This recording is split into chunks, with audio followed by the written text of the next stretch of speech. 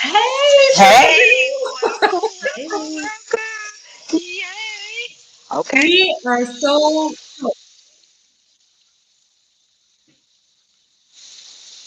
Go Are ahead. you feeling overwhelmed, exhausted, or just plain out of balance? Ladies,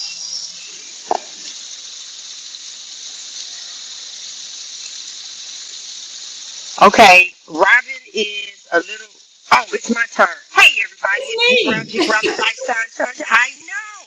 If you guys can tell, y'all, I'm out of town. Y'all see my beautiful waterfall? Hopefully, my voice will come across and not everybody else's. Okay, so DeNitra, listen, we so super excited.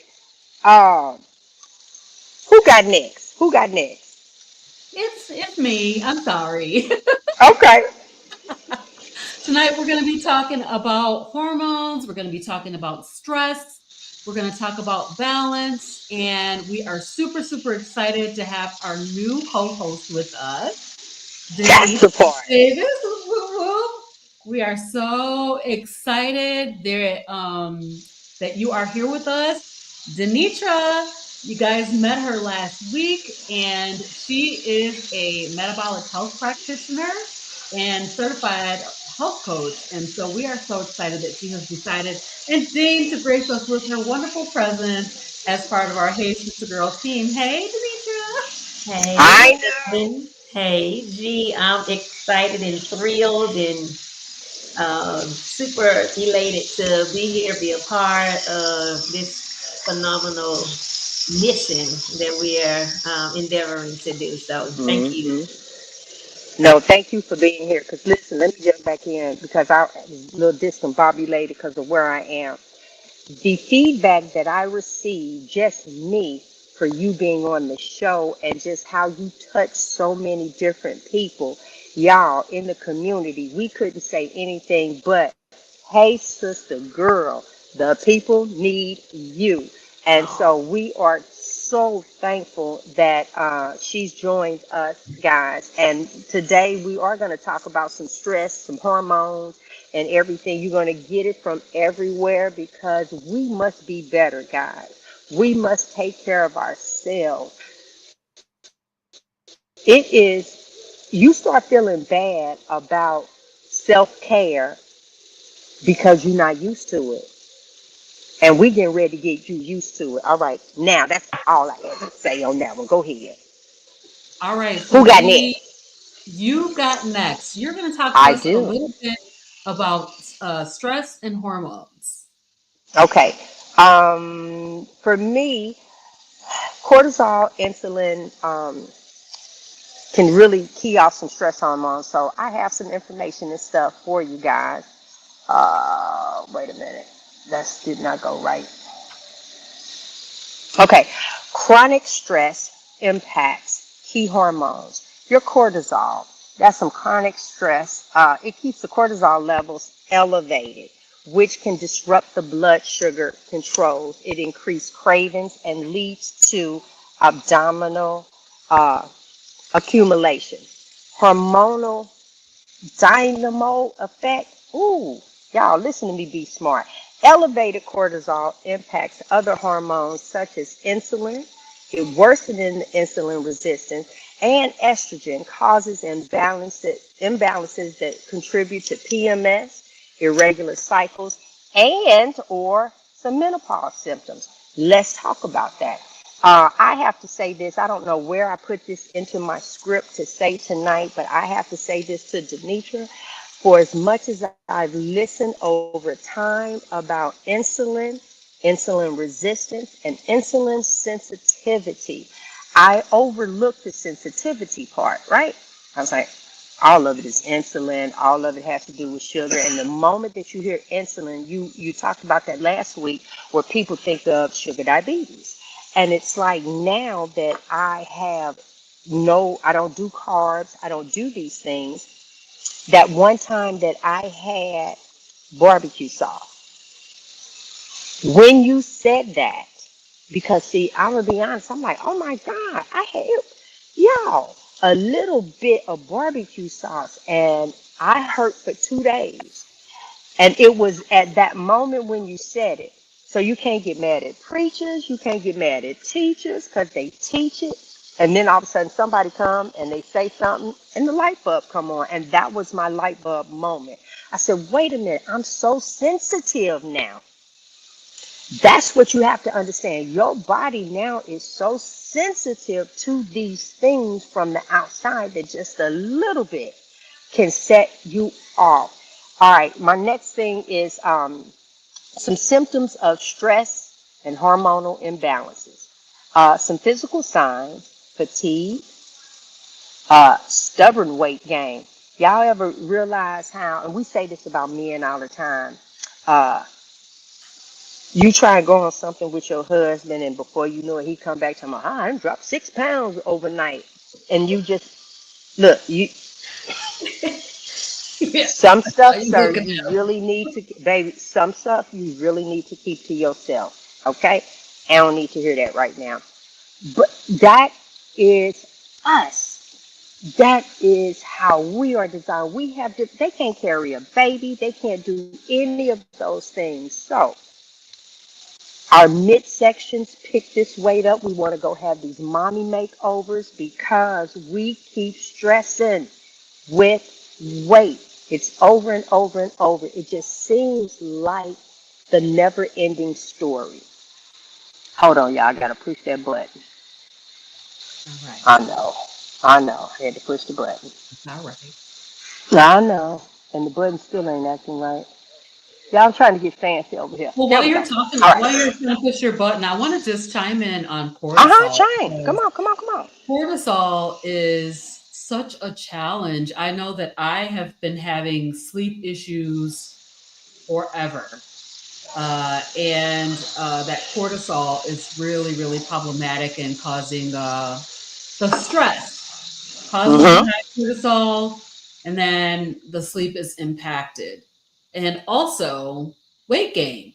I mean, unexpected and sudden weight gain when you're going through stressful times. So sometimes you should give yourself a little grace because of the stress. And then we're going to talk tonight, of course, about how to deal with the Well, stress. what we really want to do is not be stressed. That's one of the things that we're working on. So, one of the other things that I talked about was the weight around the midsection and the difficulty falling or staying asleep. How many of us wake up around 3:30, brain start racing? You got all these thoughts. Was this taken care of? So on and so forth. I heard someone talk about that we are mental.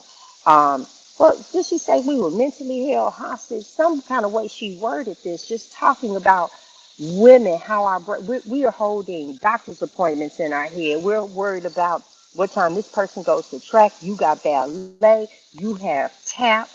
My husband has to be picked up. Wait a minute, we have this at the store. That's our brain at all times. This is what it's doing. And I done got so good I can make one finger go forward and the other go backwards. Right? So these things are happening and you are not taking care of yourself, and then you wonder why it's difficult for the weight to come off. That's what we want to talk about. So you, in your emotions, with all of that going on, there's some increased mood. Come on now. Some irritability. There are times where you just kind of take a deep breath and you look.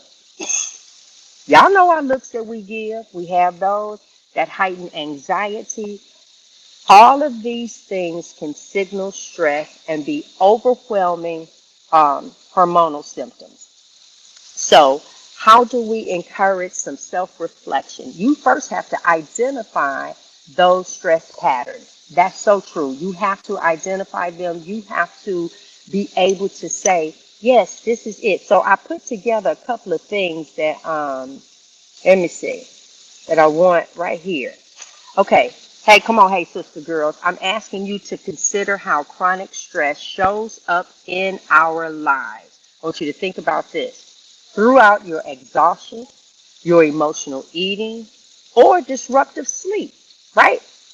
All of those can come into play. Think about that. And I just said to you, you literally holding that family together. And heaven forbid, if you are a single parent, stop it, I say. You are like doctor's appointment, not only for you, but all these other people. And then you have to say, what time does this one end? What time does this one begin? And I ain't even talked about school, homework, science project, that extra stuff that you have to do, the kids waiting until the last moment to give you the supply list for the project that needs to be done that they done turned around and waited until the night before. My project due when? Tomorrow. And here's the list, and you up here at the Family Dollar and all this other stuff looking for them poster boards. Come on now, I'm taking you through because I know these things happen. So first you got to identify them stress patterns. All right, you have to do that, and then I wrote this down. I want you to think about one more specific area of stress management you could focus on improving, such as dedicating time for relaxation or adjusting what it is that you eat. So, Frederick and I'm in the hotel lobby right now, y'all. We are I am determined at 60 to take time for him and I. Nobody. Y'all, I had to share this real quick. I had this conversation with my goddaughter. When you get to be 20, 20 to me, now this is me, it's like this dead number. You're no longer a teenager and you're not quite grown yet. You're in a holding pattern. Then you made it to 21. You super excited. Excuse me. You super excited. That's great. Then your next milestone is 25. Oh, but when the dirty 30 hit, come on now, I need y'all to think back. That dirty 30 hit, and you like, hold up, I'm 30. I haven't accomplished this. You start thinking about that. And then the magic number 40 gonna come, whether you want it to or not. And then at that point, your body start really breaking down. And they say, yeah, you 40. That's what's getting ready to happen. Them aches, pains, when you stand up, them joints start popping. No, that's not what's supposed to happen to you. That is what happens to you, but that is not is supposed to happen. But by the time you get 40, you kind of looking around and it's like, okay, then for 50. Now I'm giving you all of my stuff. When I turned 50, in my mind, they had a big party, and I said, I'm at the halfway point of 100. I got more years behind me than I have in front because my body aches, all these things going on, and I don't know if I'm going to make it to 100. I can't even stand up and just stand up and walk. I got to stand up, be limped over for a moment, wait for my body to stretch up, hope that it don't. That is the life that I was living. But 60? No. I know without a shadow of a doubt there's less years in front of me than behind me. And ain't nobody getting ready to waste no more of my minutes. If I want a bubble bath, whatever it is, I'm getting ready to take care of me. I just don't feel that the rest of my life was to sit in the house and be the manager of everybody's life. I just don't feel that for me. I, I, I, I, look, I don't want that assignment. I'm just not doing it. Y'all have to manage y'all lives because this one right here, this 60-year-old Nene, baby, when I leave this hotel, I'm going to get on a ship.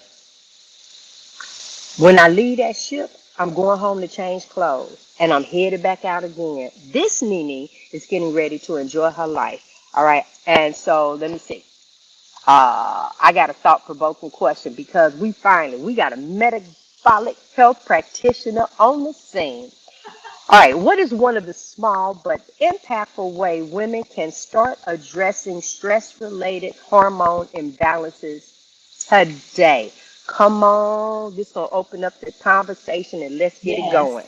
I'm Yes, gonna yes, mute yes. myself. Go ahead, Can we girl. get a drum roll? Brrr. I am giving you a license to sleep. Take a nap. Go to sleep. That is the key. That is the number one impactful thing that you can do to regulate your hormones. Sit down somewhere. Take a load off and rest. We need rest. That is the number one driver of causing cortisol. You both mentioned cortisol. That is the number one driver, is that we are stressed and stretched. We are stretched. We're doing it all for everyone, and we are not slowing down, which means that we're no good for anyone else. It's just like when you fly, they tell you put your mask on first before you put on others' masks. And so tonight on Hey Sister Girl with Robyn and Gie, the major takeaway that we're saying is go to sleep, get some rest, take the nap, sleep longer.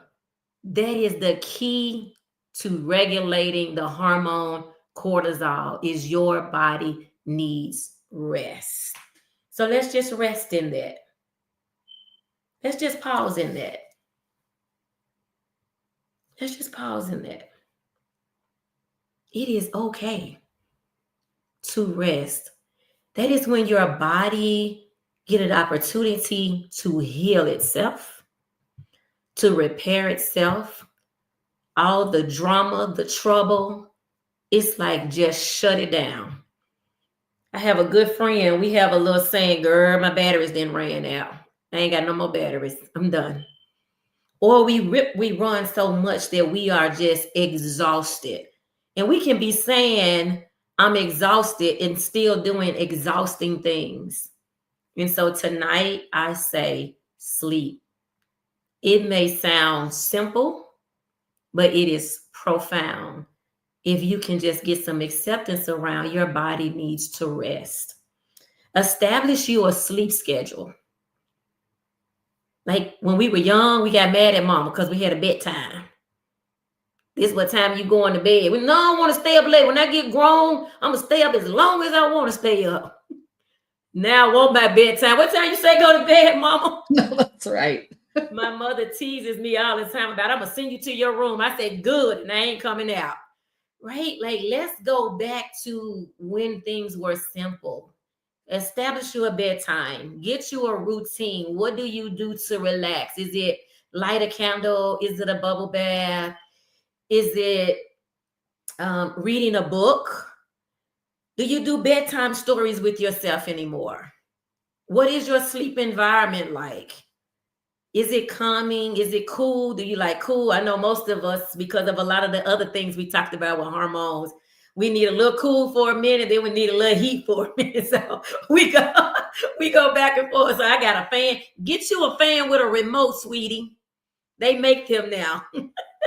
So you ain't got to get up and turn the fan on and off. Y'all, these are key things that you can do to just relax your body, to rest.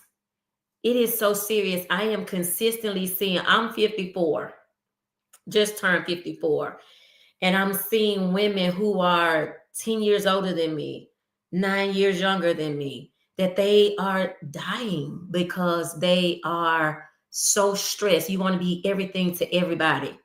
I left the whole city because I was being too many things to too many people. I needed to take care of me. As I mentioned before on the previous show about the health issues that I was dealing with, a lot of that was trying to do all things for all people.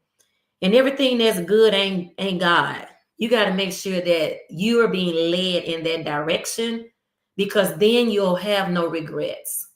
You can move in a place of peace. And so tonight, sleep. I can't say it enough. Rest. And hey, I'm guilty. That's why I'm here. This is why we're building a community. So somebody can remind me. Someone can send me, hey, are you in bed now? Or what time did you get up? So that I don't have that as an issue either. So I'm here reinforcing and speaking to me first. I need to do the same thing. And so tonight, a part of what I want to really dive into, and you probably will hear this from me often as a metabolic health practitioner, I'm going to always be dealing with things related to our metabolic well-being, and that's going to always be related to insulin resistance. I want you all to start knowing that word like you know your social security number. Insulin resistance, metabolic syndrome, Here's the statistic. 93% of Americans are metabolically unhealthy. So that means only 7% are healthy. Which one do you fall in? Don't answer that question out loud.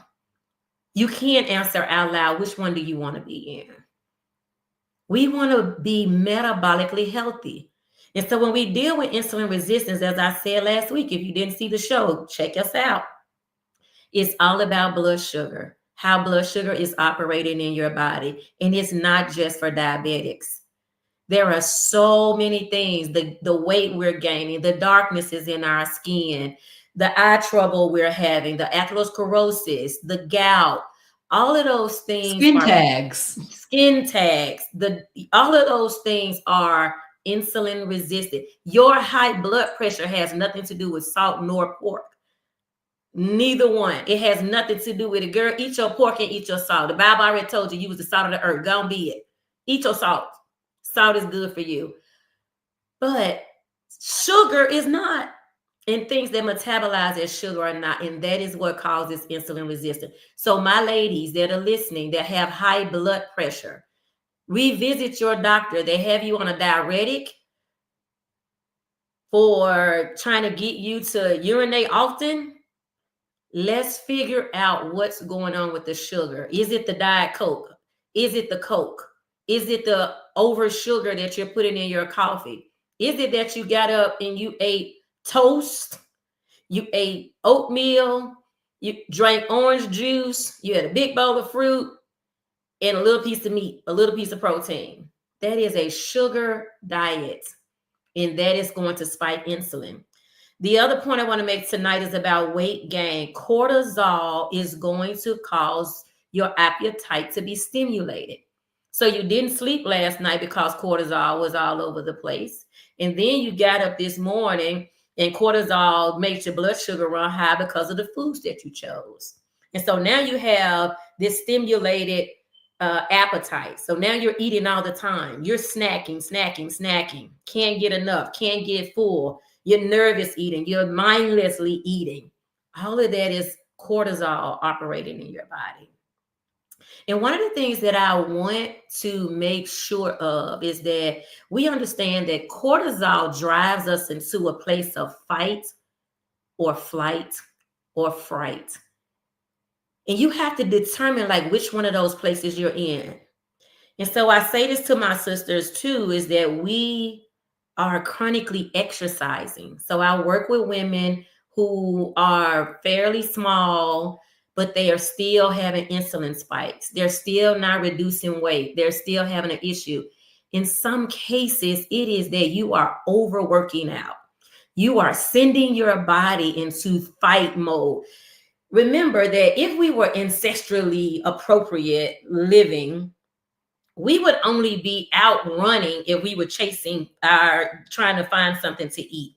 And so when you get on a treadmill and you run on this treadmill for 2 hours, you're teaching your body that you are in fight mode, you are in flight mode, and the body doesn't understand that you're just exercising, right? And so you're moving your body in a way that scares the death out of your body. So guess what it does? It holds on to inflammation. This is why I say insulin resistance does have a look. It does have a look. You can see inflammation. However, it doesn't matter about your size. I'm working with women on a regular basis who are small women that are still struggling. And one of the reasons that I encourage them to take a look at is the amount of exercise that they're doing. So think about that and make sure that your exercise is coinciding with your body. You should be wanting to do peaceful things, yoga, strength training. Those things are normal activities of what the body would be doing. Now, if somebody chasing you, by all means, get to running, get to stepping. But if not, maybe reconsider running on a treadmill or running in the neighborhood consistently, and you're not monitoring what it's doing to your insulin. That will cause an insulin spike.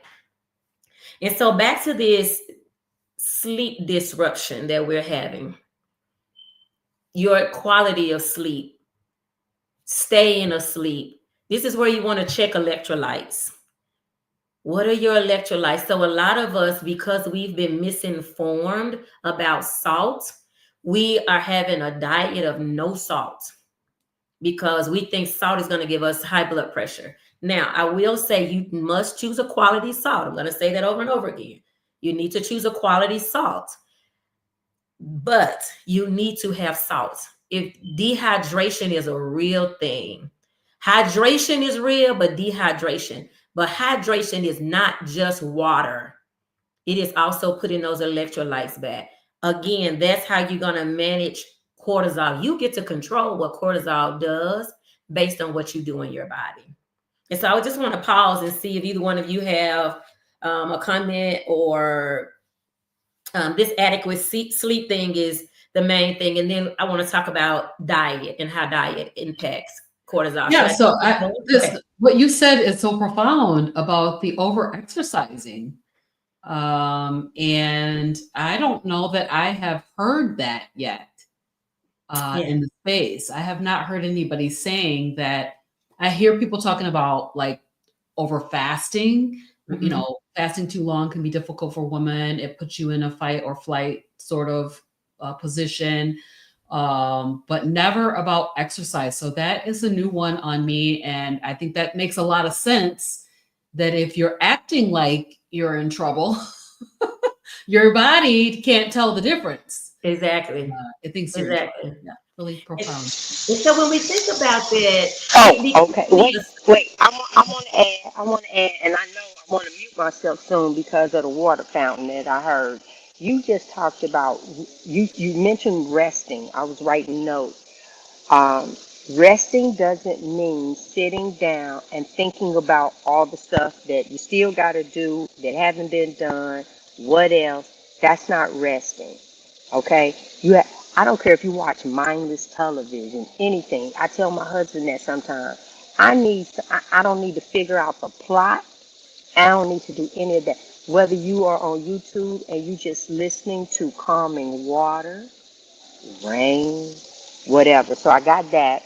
And then you mentioned somebody had talked about cholesterol. I wrote that down. When they started with cholesterol, I think 300 or 350 was a good number. But then they made a statin. So then they had to make some money, and it yes, dropped. yes, And then they turned around talking about your total cholesterol.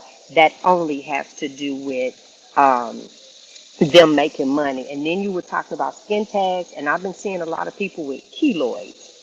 Same thing. So the skin, I have one left. Y'all know how you get older and you start peeling in your necklace chain and all that. You ain't supposed to even have those. And then you said salt, pink Himalayan salt, sea salt are the two that you can find in a regular grocery store.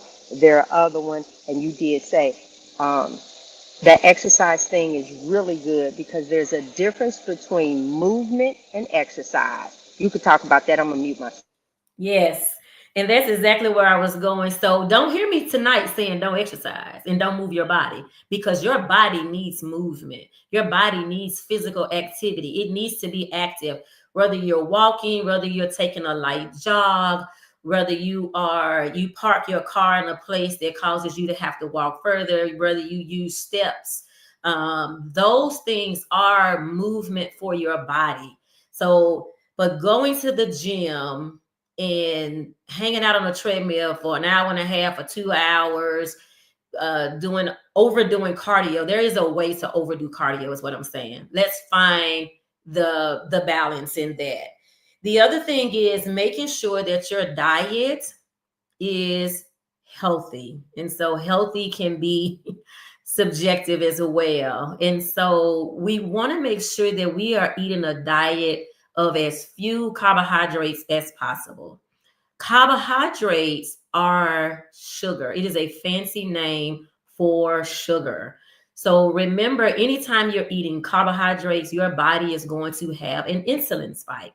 And so the goal here with insulin resistance is to go from being insulin resistant to being insulin sensitive. Insulin wants you to treat it in a sensitive way. The more sugar you feed it, the more carbohydrates you feed it, you are overloading it. And so it starts to resist, just like a mad child. I'm going to resist what you're trying to get me to do. But if you treat it nice, feed it less sugar, feed it more proteins, feed it more fat, then you're going to move your body into a place of insulin sensitivity that's going to bring blood sugar down. It's going to help you release weight. It's going to help you control cortisol so that you can rest and that you can be less stressed. Okay. So the thing about stress also is, your social connections are hugely important. How you spend your time relaxing, who you spend your time with is important. So you want to be around people who promote you, who encourage you, who love you, who celebrate you, because there are times where we can be around people that we know immediately that they're going to stress us out. And so you get to regulate how often you spend time with them, how often you talk to them on the phone. You don't have to say, hey, I'm regulating my stress, I'm not talking to you. You just get a chance. That's the beauty of caller ID. You know who it is. You know what you can handle in that moment. And so maybe this is a time that I let this call pass. And when I'm in a different place, then I can take the call. Sometimes I like to have a text message so I can kind of understand what I'm up against. I have a very stressful job already. I don't know what kind of meetings I'm in and out of. So a lot of times I am monitoring a text message to see if it's something, if I have the capacity. You have to know your capacity. And so these things that we're talking about tonight are the things that's going to regulate your stress. How often you say yes when you should say no? Is there a yes that you've given that should have been a no? And so it is immediately going to trigger you into a place of stress, because now you already know when you hung up the phone and said yes that you didn't want to do it, that you shouldn't be committing to doing it. And so now the stress has already started and whatever you agreed to do ain't even here yet. And so you get a chance to take a pause, say things like, hey, let me give that some thought and get back to you on that. Like, put that in your vocabulary, right? So that you are not reactive and responding in a way that causes you to be agreeable to things that are ultimately going to wear you out. You don't want to be worn out. And these people are going to bed because you took something off of their plate and they at home sleeping good, and you trying to figure out how you're going to do that and that and this and that.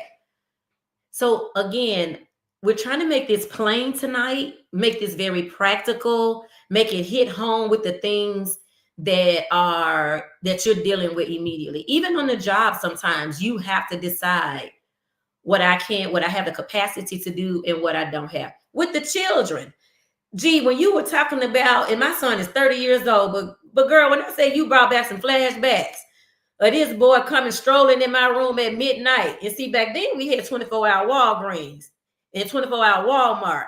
Honey, I could see me on a robe, some house shoes, cursing all the way to get this poster board. And then have to stay up and do the presentation, do whatever it is you got to do. Mamas, that F ain't gonna hurt them. That one F might teach them, because the more A's you help them make, the more A's you're going to have to help them make. Let them get an F. Let them get a D. I used to tell my son after a while, I was like, listen, I'm not going to be on punishment because you're going to punish me. This is not my homework assignment. This is yours. So we have to be clear about our roles. And so the things that we're talking about have a medical impact on us. There is a metabolic impact on us. And so when you think about, when we're talking about insulin, that is something serious. Spiking insulin is something serious. And then when you think about this lack of sleep that you're getting, I am speaking to me. I need to do better about getting my rest, because I take on some things. I have a job. I'm loving what I'm doing in terms of this metabolic approach.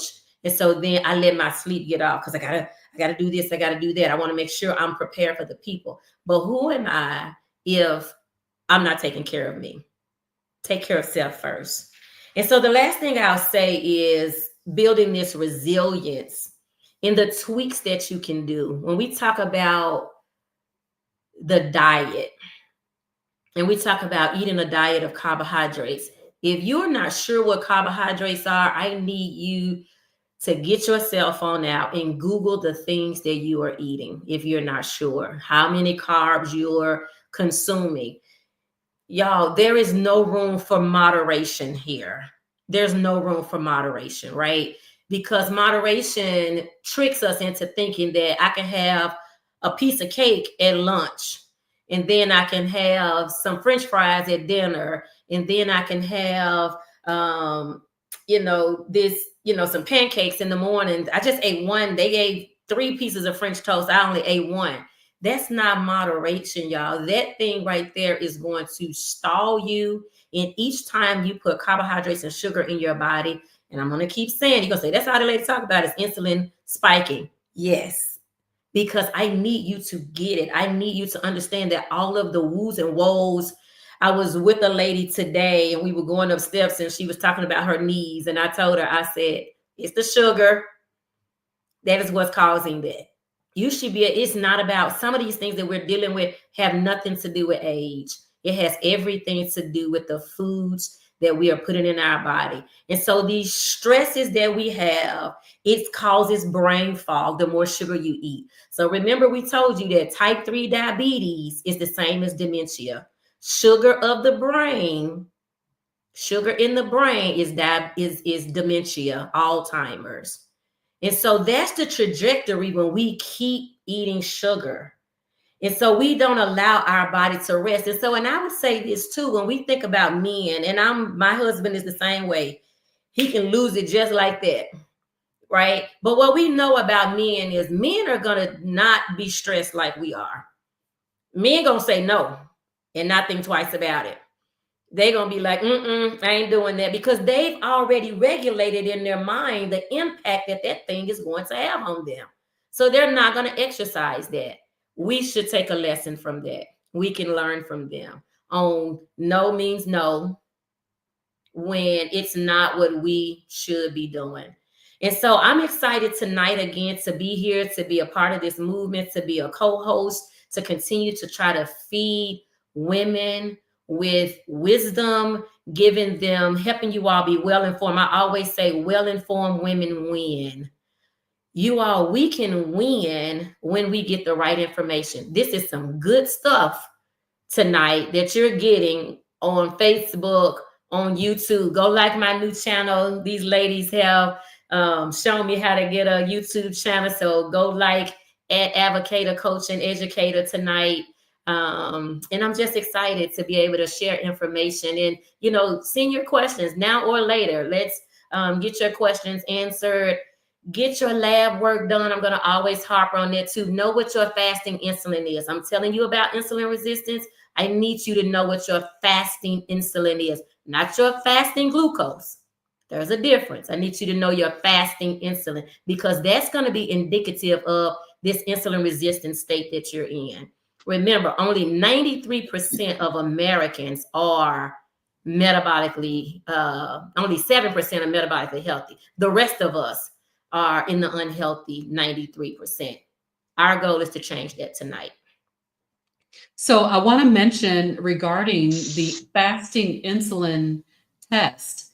That is a test that it's not going to be part of your regular test panel. So if they say we're going to send you for a complete blood workup, it's not going to include the fasting insulin. You're going to have to ask your doctor to test that. And you might have to push your doctor and say, I really want you to put that on there.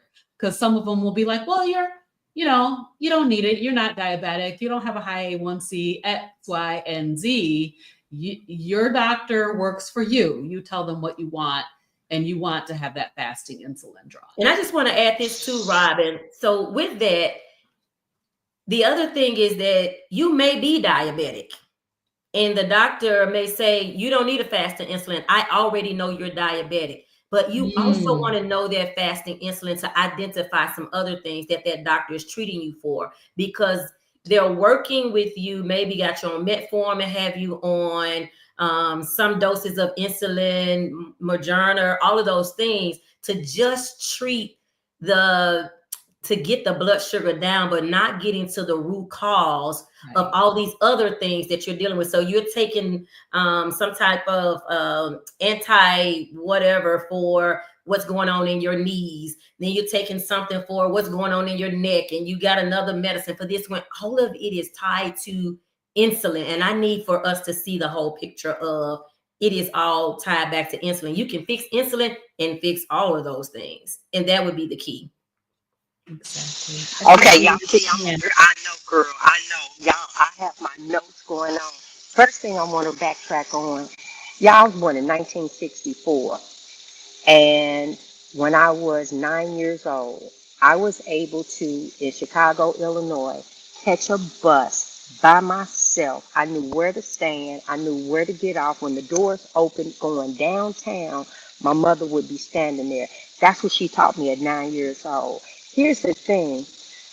Because I had what we deem this rough growing up, where you walk uphill both ways in the snow to get to school, all those stories that you hear about in regards to us. And it's like, you know what? I want to make it a little easier for my kids. And we ended up making some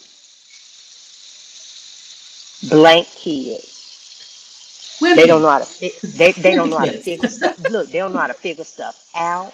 They wait to the last minute. They don't know how to do a lot of those things. So bless you, baby. They don't know how to do a lot of those things. So we keep trying to make a soft landing for our children. It doesn't have to be as hard, but that hard is what made the character in you that now we sit and look and it's like, what? That's one of the things I want to talk about. So Dr. Kiltz always says hard makes strong. Hard makes strong. Stop making those Period. soft landings, like she said. Oh no, you didn't do that. So yeah, you have to stay after school and do that. Baby, when mine would miss the bus, I took, so let's say it took this long to get to school. I would drop them off right here.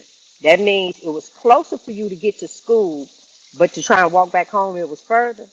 But I didn't take you all the way to school. So tomorrow, when it's time for you to get up, because you leave in my house, stop making these soft landings. So, and did you know that your body does not know the difference between Mike and Ike, now later, kiwi, watermelon, bread? It's going to do the exact, sugar is sugar. And then I heard DeNitra talk about in the morning. Now, I told you I'm at the Embassy Suite, so they're going to have this big breakfast tomorrow. And I'm going to watch all these people load the oatmeal. They got the honey, the granola. You think you're doing so well. You got the honey, the granola, a big tall glass of orange juice. And you know what? I don't want this melon. It ain't even really sweet. But I'm going to go ahead and get some melon because it's good for me. That's where you starting first thing in the morning. You wired up. You are on freaking 10. All right, another thing, the last thing I'm going to talk about is when you at the doctor, they'll never find the root cause. If I find the root cause, baby, that means that I'm not going to make any more money. So I'm going to attack your weight because you just want to be smaller, not healthier.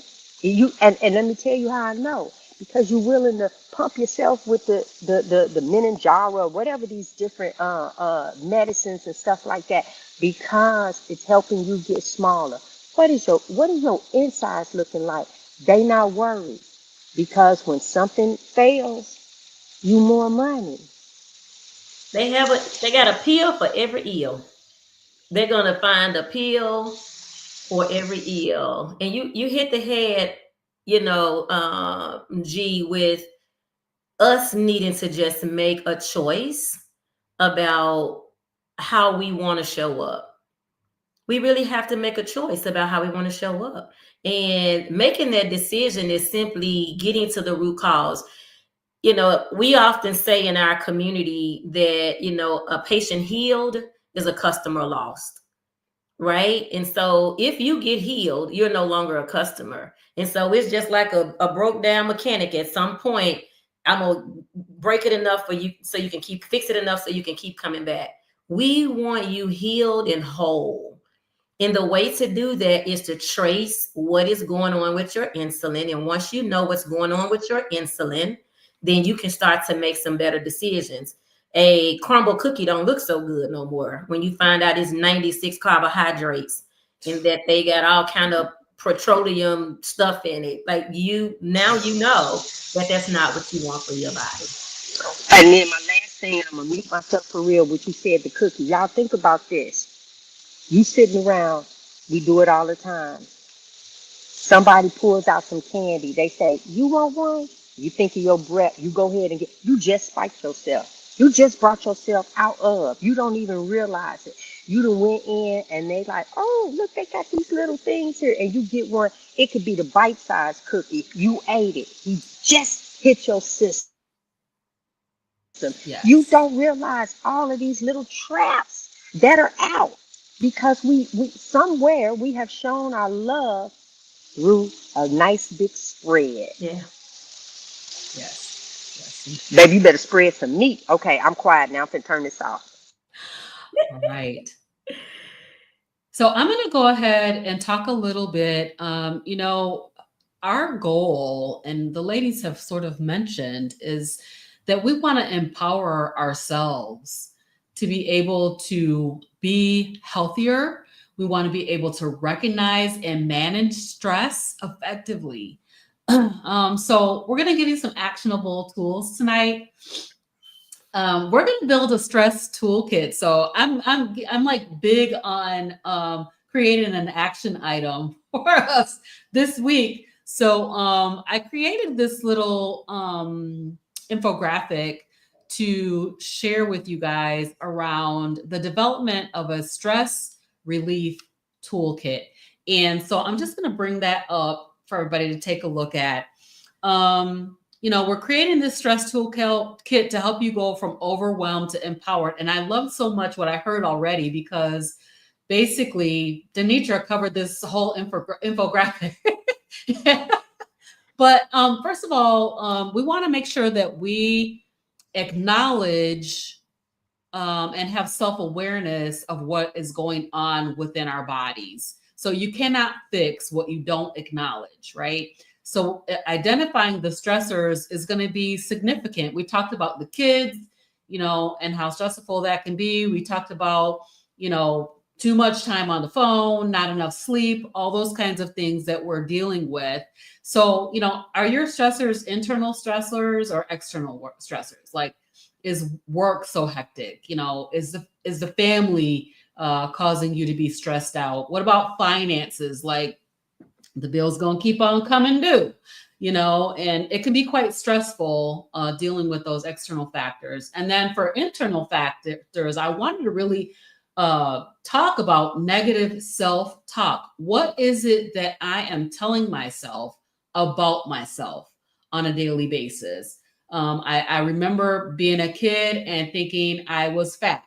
I would say, I'm chubby, I'm fluffy. Even now, today, I hear myself saying, well, I'm feeling fluffy, those kinds of things that are really negative self talk. What about being a perfectionist? Like, you want to always be perfect. And those things can be stressful in your life. So, if you build a quadrant for yourself, you can take this and build your 4 quadrants for yourself. And in that top left quadrant, you want to like write down what are the stressors, what are the things that you have identified for yourself that cause you to feel stressed out. And then in quadrant 2, which is on the top right, we want to focus on control and boundaries. And it was so cool when I heard DeNitra say, you got to say no. And then I saw somebody in the chat say no and mean it. Say no and don't feel bad about it. And then we know that no is a full and complete sentence. You do not have to make excuses for why you say no. You can say no without guilt. And then, creating those systems. And when you and when you 60, no. Right. It starts at 40. I think it starts at 40, but yeah, by the time 60 rolls around, it's like, no, But, we do sometimes feel bad.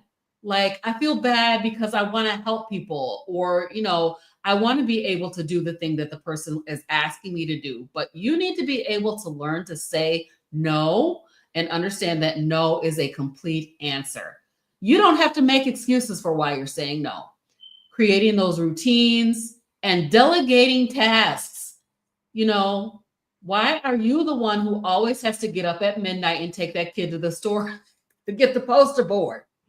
You know, I mean, there's somebody else in the house that can do it.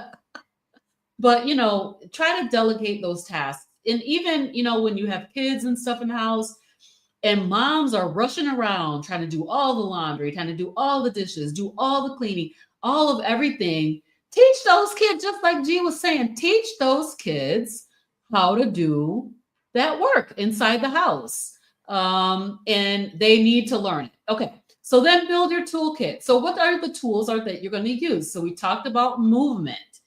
We also talked about the fact that you could be over exercising. So do you want to be cautious about that?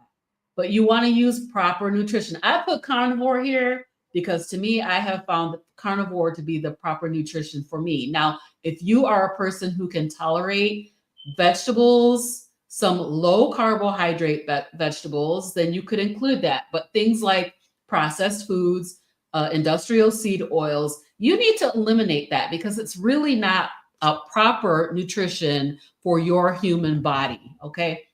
What about breathing? Like making sure that everybody's breathing, right? But making sure that you're taking those meaningful, intentional breath, doing breath work. So that's something that you could look up and research is breath work. What about emotional tools like journaling? I know that G is really, really big on this. She's like, write it down, make a journal, document it, set your goals, write them down. So journaling can be really, really helpful. It can be cathartic to just write out. Sometimes people want to write out their prayers, things like that. So journaling is really good. Also being grateful, thinking about the things that you're grateful for. And also community. So I want to mention, I think G popped it up. We had another person to join our membership community. Community is such a huge piece. It's like being around people who are supporting you and holding you up and lifting you up is so, so key. So that community piece is a big, big factor. And we do have a membership group. I'm going to put a plug in for it right now. But because right now it's just on my channel and on G's channel, but we do have a membership group, regardless of which channel that you come in under, you're going to get all three of us. Yay. And we're going to support you. We're going to uphold you. We're going to lift you up. We're going to answer your questions. We're going to give you that motivation and that support that you need. I see a couple we gonna be on track. coming through. No, we do. We have a few questions. We have a few questions. Go ahead. Yeah. You want to pop them? Yep. You want to pop? Are you going to pop them up, Robyn? Yes, I will pop them up. Can you just bring that toolkit up? I'm just going to finalize the last. Oh, the one that okay, real quick. Let's see. I'm going to bring it up really hang on. I lost myself. right here. All right. So build the toolkit. You guys can take a screenshot of this. You want to check and adjust. So you can see that little circle. This is like a refresh button. That little circle means refresh, rinse and repeat. Do it again. Make sure that you're staying mindful about your stress. And so this is your stress relief toolkit. And I hope that this is going to be helpful for you guys. And yes, we do have some questions. So we're going to pop those up as well. I know we're running out of time. Okay. I answered Karen's already. So Karen, go right ahead. Yeah, she won't believe all the stuff. I think it's really important though, right? So yes, this is all good. I appreciate Karen's question. So I can't believe skin tags is directly tied to sugar. I got some on my back and wow. So it is insulin resistance that is the cause. Insulin is causing the foods that you eat to cause inflammation in your body. And so that is your body trying to dispel of it. And so it shows up and manifests in different ways. So Karen also asked a question about her knees.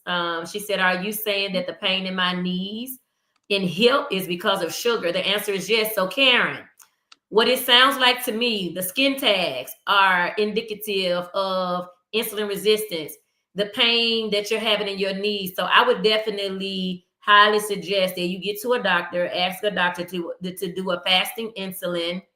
They're going to tell you they're going to do a full panel, as Robyn mentioned earlier, but that fasting insulin is key. There's some other tests that we can put out for you, but that fasting insulin will tell us, even if you have what appears to be a normal A1C, or your doctor may have told you that you're pre-diabetic, if that insulin is high, what that insulin is saying is that it is the one thing that's keeping the blood sugar looking like it's normal. So it's doing its job, but we need to know that it is high, which means it had to bring in more insulin. And the more insulin that's in your body, the less sugar is regulated. And that means that you're going to go into a storage, and that's where those things are. So the pain of the itises that you have in your knees, whether it's arthritis, rheumatoid, or whatever, those itises are all inflammation. And so you want to deal with those. So yes to you, Karen. That is exactly right. And we can talk more about it. I'm struggling in perimenopause, been eating whatever, having dizziness, shortness of breath. EKG was okay a month now. I have a new Q waves. And so, but I'm starting carnivore. I was about to say, can you dial back to her question? I just want to point out her own self to her, right? Dial back one. You said, I'm struggling in perimenopause, been eating whatever. So you have to ask yourself, am I eating whatever and that's causing the perimenopause to be troubled, right? Or is the perimenopause causing me wanting to eat more? I would say it's the previous. It is what you're eating that's hindering your menopause. Menopause is just that. It is stopping where we've been the flow, right? And it should not necessarily be all the things that we've heard about in all of our lives, right? It is, we can aggravate it with carbohydrates and sugar. And so I would say that your statement around been eating whatever is aggravating it. Yes, but she's going carnivore tomorrow, so that's fantastic. That is like a win-win-win situation. You may need to go all the way to carnivore. And let's talk a little bit about cholesterol, because there is some misconceptions around cholesterol. There's a little bit of a myth, or a lot of myth out here about cholesterol. Let's make that on next. Get the people to come back. All right. We're gonna hit that cholesterol. Because she's starting tomorrow, I do just want to say one thing to her. So her statement says that she's scared to eat high fat. Don't start with high fat. Just eat meat. If you want to start with eating, the whole key here is to take out the sugar. Yeah, the carb. Yeah. Move out the carbs, move out the processed food. You don't have to say, oh my God, I'm going to be eating a ribeye and I'm going to eat all the fat on it. Oh, I'm going to eat a stick of butter. No. No, don't do it. Let's start with just a tweak. Start taking the processed foods out. Anything that's in a package that you're eating that's got all of these things on the back of it, start removing those things.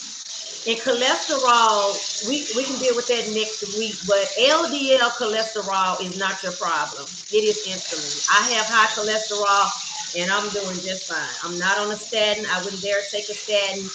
And so we'll deal with that. Come back next week and we'll deal with touch on cholesterol a little bit.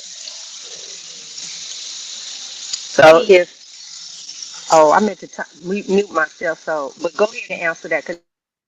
If 8 a.m. to 10 when cortisol is high, I've heard that you shouldn't fast a week before menses. What are your thoughts on NF?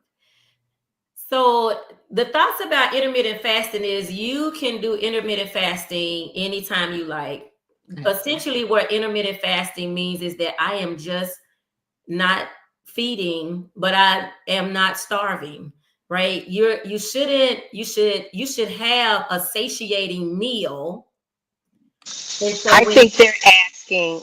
This is before her. Look, fast a week before my period. Just put period there, because that's what right, and that's what I'm saying. It doesn't matter. You can do intermittent fasting. How did you get intermittent out of this? Because so in my brain, yeah, yeah.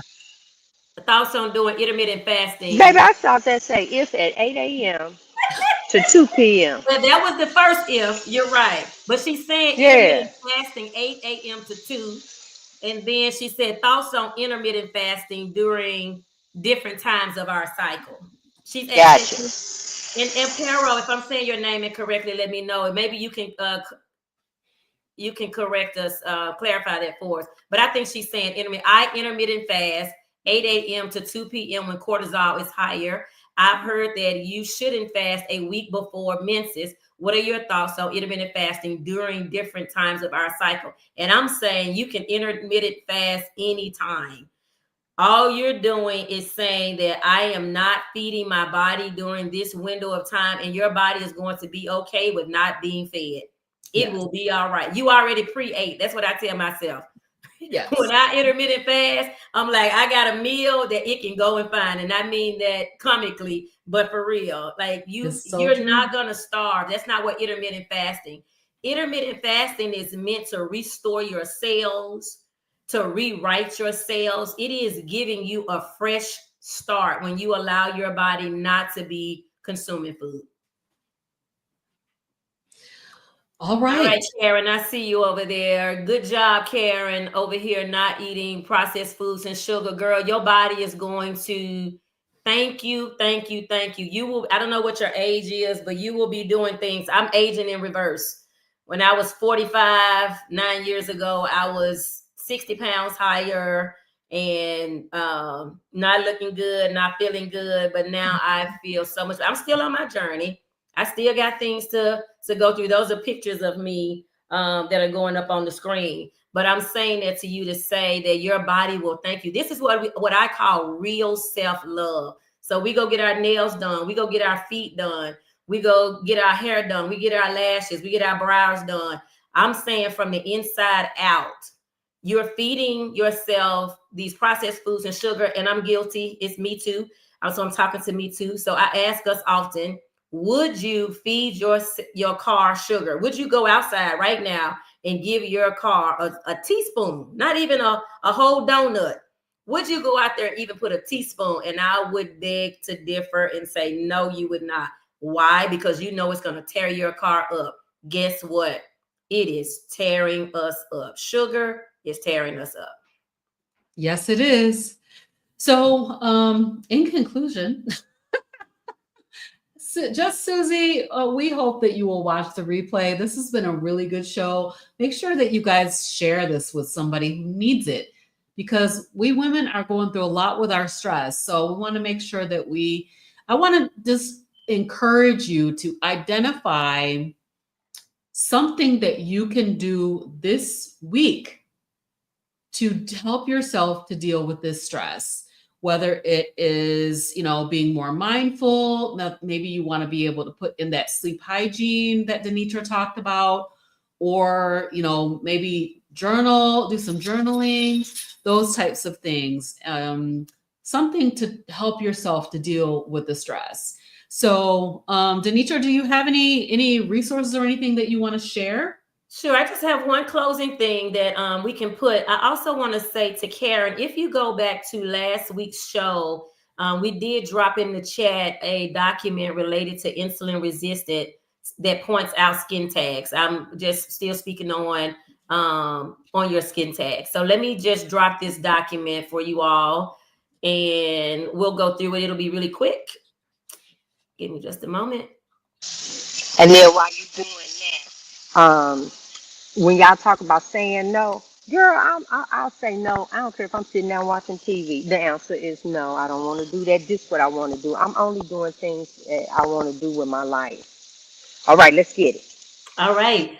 So Robyn gave us some things to consider, a toolkit to think about. And so all I want to do is just put that in a simple form for you to have a place to make your own. And we call it finding your formula. And so let's start to identify what our food is. What is your source of fuel? How are you fueling your body each day? We talked earlier about fitness. Identify what is your source of movement. How are you going to get around? Are you going to walk more steps? Are you going to park far away at Walmart and walk? Are you going to walk around Walmart 5 or 6 times versus just running in and running out? Those are things that make significant difference in the body. You all asked about fasting. Fasting is that inner voice. Fasting means that I'm disciplining myself. I can turn this plate over. I'm not starving. I'm not going to die. I'm not going to fall over, right? And let's identify what our faith is. So our faith is our source of strength. What keeps you going? Where do you lean in? Somebody mentioned earlier, I've given up these processed foods. I think it was you, Karen. And you said, I've given up, but it's hard. It's nothing too hard for your faith. Continue to lean in on your source of strength and allow that strength to be the thing that make you say, hey, I got a better why than these processed foods that I'm eating, whether it's my grandchildren, whether it is my own children, whether it is I want to travel like G doing right now, and I want to be able to travel and not have a wheelchair. When I travel, I see Black women in wheelchairs all the time. I just want to go hug them and say, come on, y'all, let's get out of here. Right? And the last F is family and friends. What is the community that source of support for you? So this is kind of a recap of what Robyn talked about in the toolkit. This is just a place you can print this. We'll put it in. You can print this. You can hang this on your refrigerator to keep reminding yourself. I just got 5 F's I got to remember. And that's it. That's all I got to remember. All right. Perfect. Thank you so much. Okay, G, can you take us on out of here? I am, but I'm going to add this to it because I'm going to tilt this camera back because I want the people to see. So at the Embassy Suites, y'all can see all the floors, right? And for movement, let me just tell you how simple it is. We're on the 2nd floor. I'm going to the stairs, and I'm going to walk up 1 flight, and then I'm going to come out, and I'm going to walk this little square, make it back to the stairs. I'm going to go up another flight, and I'm going to walk. I ain't going to run. I'm going to enjoy it. I'm getting stiff. It's about movement. It's like one of the reasons why you don't want to do anything in your mind. Maybe not y'all, this me. In my mind, it's like, I know when I lost weight before, I had to cut this out, and then, man, got to start that workout. Okay, do I want to do the step? Do I want to do the class? You start thinking, this is so simple. You take it a day at a time. First of all, you're thinking about food. You take it a day at a time. When you look, is this fuel that you putting in? Or is this an ache and a pain that you putting in? That's Right what you now. ask yourself. That's what you ask yourself. And your movement. We're not a hamster on the wheel. Like she said, you ain't running from the po-po. So walk, enjoy, but continuously move. If you get to the point where you're like, whew, you're going too fast. That's the part that you just don't understand. This is about movement. Walk the mile. Don't run it. Take your time. Enjoy. Walk it. Just keep that constant step going. Constant. It's about movement. And I'm so proud for the ones that's in here now. When you change, because they tell you it's 80-20. This is 80% food. I just told you, go straight to the meat counter. Get you some stuff. If you just try and you want some more vegetables, keep in mind, vegetables are medicinal use. That's how the ancestors did it. That's how the medicine man did it. That's how the doctor, the witch doctor, whatever you want to call it, they had herbs. They had all these different things that they crushed together and say, here, take this. That's it. That is it. Everything else that you put in, turn your stomach up, doing all of this, that's the food. That's it. You're thinking about it. And baby, I'm going to say it one more again. I'm 60 years old. I turned a cartwheel at 59. You couldn't have told me that I was going to turn a cartwheel. And wait a minute. And when I was this size, I couldn't turn one. Hold on. Y'all need to see this. Look. What? Y'all ready? See, look at me right there on the left. Over 260 pounds. Now, I want you to see them 4 individuals in the middle. I was vegan. Look at carnivore on the right. I'm done. I have to mute myself. All right, you guys. Thank you so much for being here tonight for Hey Sister Girl. Come meet us back next week. Same place, same time. We'll see you then. Bye, everybody. Yeah.